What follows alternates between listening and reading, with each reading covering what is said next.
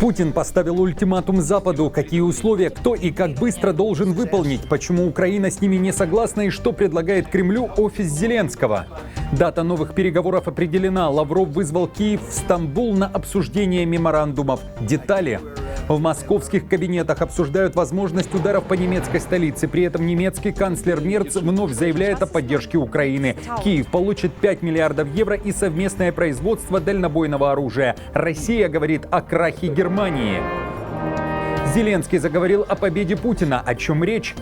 Срочная связь между Москвой и Астаной. О чем Кремль говорил с Токаевым, который считает РФ непобедимой в военном плане. Летающая лодка покорила Гибралтарский пролив, а в Европе впервые совершили полет на аэротакси. Новинки мира технологий. Обзор. Досмотрите.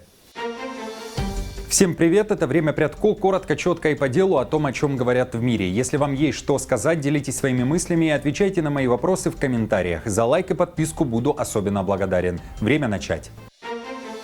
Средства пошли не туда. Скандал в Литве. Помощь для украинцев досталась россиянам и белорусам. 1 000 000 евро на ветер. Евросоюз выделил Вильнюсу почти 17 миллионов евро, чтобы поддержать украинских беженцев. Все шло как надо. Украинцам давали продукты, лекарства, юрпомощь, учили языку и помогали с работой. Но выяснилось, сотни людей, которым эта помощь вообще не должна была попадать, получили ее тоже. И это не просто случайные люди, а граждане России, Беларуси, Узбекистана, Казахстана и еще 38 стран. Теперь Литва вынуждена вернуть больше 1 000 000 евро, потому что помощь ушла тем, кто по определению не являлся беженцем из Украины. Проект курировало агентство Европейского социального фонда. После всплывшего скандала директор лишилась кресла, а власти начали внутренний аудит. Оказалось, 813 человек получили помощь незаконно. Госконтроль уже все подтвердил. Это была халатность, искажение закона. Деньги выделяли тем, кому нельзя было. А агентство пытается оправдаться. Законодательство позволяло помогать и другим уязвимым категориям. Но при этом по документам проекта помощь была исключительно для украинских военных беженцев.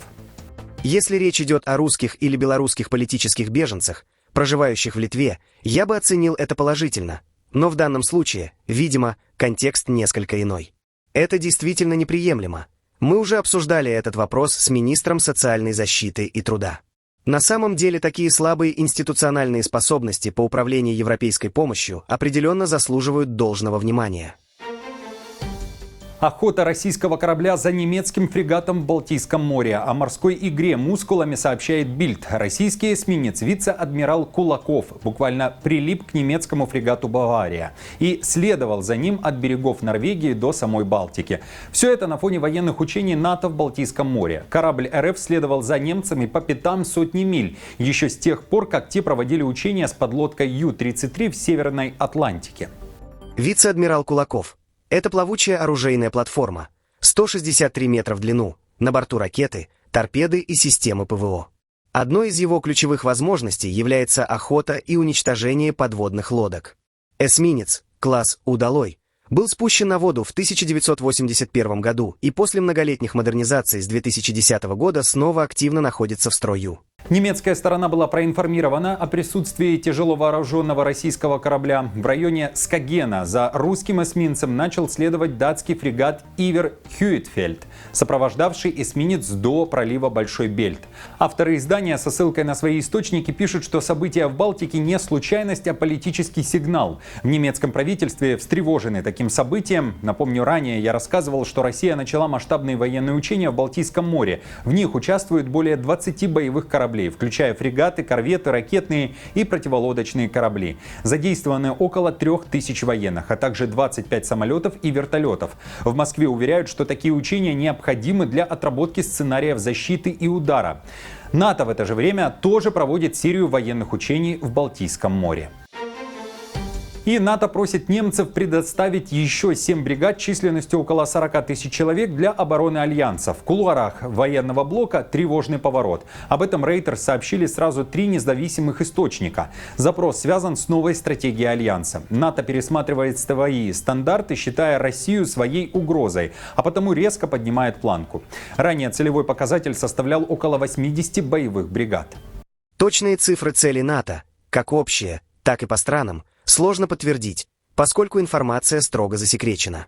Один высокопоставленный военный чиновник, который, как и другие источники, говорил на условиях анонимности, сказал, что цель по общему количеству бригад, которые страны-союзники НАТО должны будут предоставить в будущем, будет увеличена до 120-130. Германия уже пообещала предоставить 10 бригад к 2030 году. Сейчас у нее наготове 8, 9-я формируется в Литве и будет развернуться к 2027 году. Но новые требования означают дополнительные десятки тысяч солдат. При том, что в Бундесвере уже сейчас недобор около 20 тысяч военнослужащих. Реализация этих целей – серьезный вызов. Германия до сих пор не достигла даже прежнего плана в 203 тысячи солдат. Тем временем НАТО рассчитывает на нее как на ключевого участника в обороне восточного фланга в связке с Польшей. Особое беспокойство вызывает возможное сокращение американского военного присутствия в Европе. Администрация Трампа уже дала понять союзникам, США больше не намерены нести основную нагрузку по обеспечению европейской безопасности. Это серьезно повышает роль Германии в оборонной архитектуре континента, пишет издание. Напомню, Германия планирует полностью укомплектовать свою армию к концу этого десятилетия, ведь именно к этому сроку, по оценкам НАТО, Россия может восстановить свои силы до уровня, достаточного для полномасштабного наступления. Москва же заявляет, что наступать не собирается. При этом в Москве не прочь ударить по Берлину. Такие разговоры там не утихают в последние несколько дней после резких заявлений канцлера Мерца, который сказал, что Запад снял ограничения для Украины по дальнобойным ударам по территории России. Вот, например, главред Russia Today Симонян накануне писала, что в московских кабинетах уже обсуждают удар по немецкой столице. Это произойдет, если Украина получит таурусы для ударов по бункерам РФ. Мерц, кстати, накануне вновь говорил о дальнобойном оружии. В частности, что теперь и Киев, и Берлин будут совместно производить дальнобойные системы без ограничения дальности, которыми дальше Украина сможет наносить удары и за пределами своей территории. Никогда еще европейская сторона не проявляла столько дипломатии в этой войне, как за последние 3 недели, и в очень тесной координации с президентом Зеленским, в тесной координации с президентом Трампом. Я надеюсь, что Россия признает это и серьезно отнесется к нашей готовности приступить к переговорам, к прекращению огня и к мирным переговорам на всех уровнях. Если они не сделают этого сейчас, то докажут мировой общественности, что у них нет серьезного интереса к переговорам, и они хотят продолжать эту войну военным путем. Помимо этого, уже известно, Германия согласовала военную помощь Украине на 5 миллиардов евро. Соглашение также основано на обязательстве Германии инвестировать напрямую в украинское производство вооружений. Берлин в том числе продолжит поставлять боеприпасы для различных военных систем, включая системы ПВО. Все эти заявления и события не остались незамеченными Москвой. Лавров заявил, что Германия катится в пропасть. Прямое вовлечение в войну уже очевидно.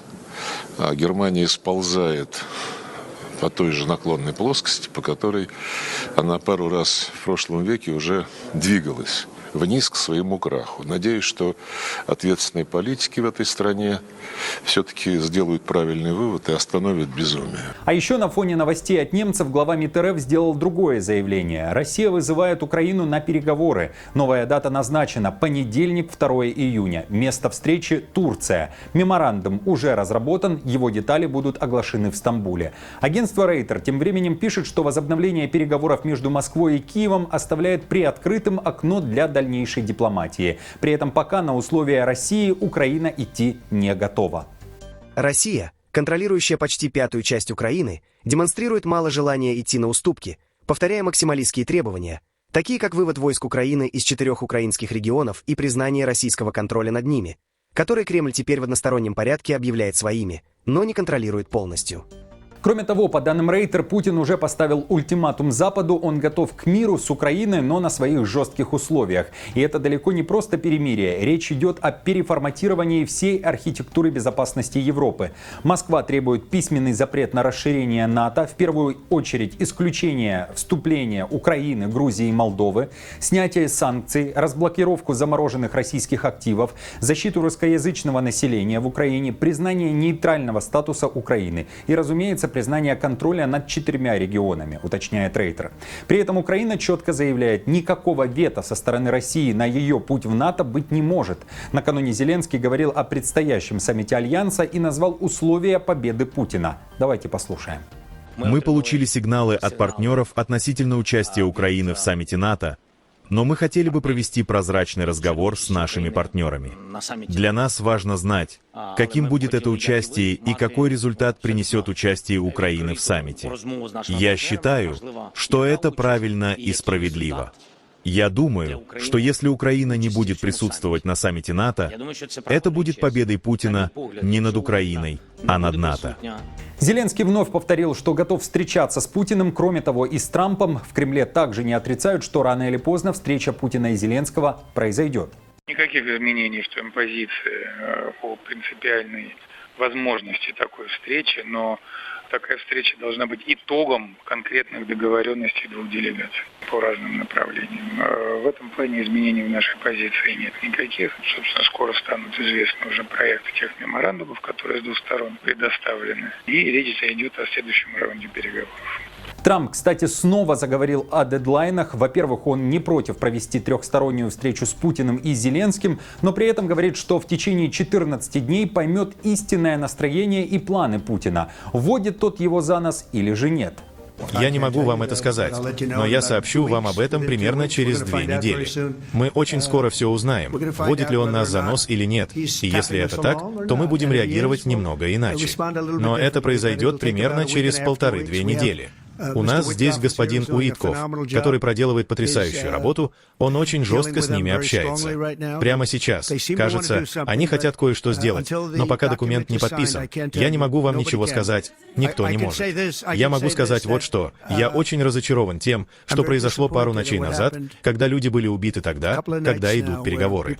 Итак, новая дата встречи определена, стороны подготовили свои меморандумы. Считаете ли вы это позитивным сигналом? Что думаете о заявлении Симонян, которая пишет о том, что в московских кабинетах обсуждают удары по Берлину? И как относитесь к заявлениям Трампа? Отмечу, что где-то месяц назад он уже говорил, что вот-вот даст свою оценку действиям Путина. Поделитесь традиционно своим мнением в комментариях. И спасибо всем за адекватные ответы, без оскорблений в адрес каждой из сторон. Срочная связь между Москвой и Астаной. Путин созвонился с Токаевым. В России и Казахстане немногословны. О результатах переговоров на официальных сайтах написано лишь несколько предложений. Кремль сообщает, что Путин и Токаев обсудили актуальные вопросы для развития взаимовыгодного сотрудничества в торгово-экономической и энергетической областях. А на официальном портале Токаева сообщение о переговорах такое. Подчеркнуто динамичное развитие межгосударственных отношений Казахстана и России в духе дружбы, добрососедства и союзничества. Напомню, Токаев поддерживает переговоры Украины и России. Он считает, что диалог между Москвой и Киевом не является признаком слабости, а является проявлением стратегического благоразумия. Это была цитата. Также Токаев говорил, что альтернативой переговорам является лишь война на взаимное истребление. При этом Токаев также считает, что Россия непобедима в военном отношении. И напоследок сообщение о новых технологиях. Электрочудо над волнами. Впервые в истории электрическое плавсредство Кандела С8 пролетело через Гибралтарский пролив, не касаясь волн. Ультрасовременное судно с гидрофойлами преодолело 24 морские мили, это около 45 километров, от Сотогранде, это Испания, до испанского анклава Сеута, всего за час. И в тот же день вернулось обратно, после быстрой подзарядки. Такой путь в обе стороны был преодолен на чистом электричестве. Кандела С8 взлетает над водой, снижая сопротивление, происходит экономия энергии до 80% по сравнению с обычными катерами. Поездка была очень приятной. Спокойная погода, не слишком ветрено. Были небольшие волны, идущие с Атлантики, но ничего серьезного. Самая большая драма была с туманом, когда мы приближались к пункту назначения и гавани здесь. А в Великобритании тем временем гордятся другой разработкой. Британская компания Vertical Aerospace впервые в истории провела пилотируемый полет электрического аэротакси в открытом воздушном пространстве Европы. Взлет, полет, посадка прошли идеально. С поддержкой государства и Института авиационных технологий аэромобиль стал символом экологической и технологической революции в небе. В планах сертификация для пассажирских перевозок уже к 2028 году. Разработка полностью работает на электричестве. Вместимость 4 пассажира и багаж. Друзья, спасибо вам за комментарии и за поддержку лайком. Новости за неделю собраны в плейлист. Переходите и смотрите. До встречи.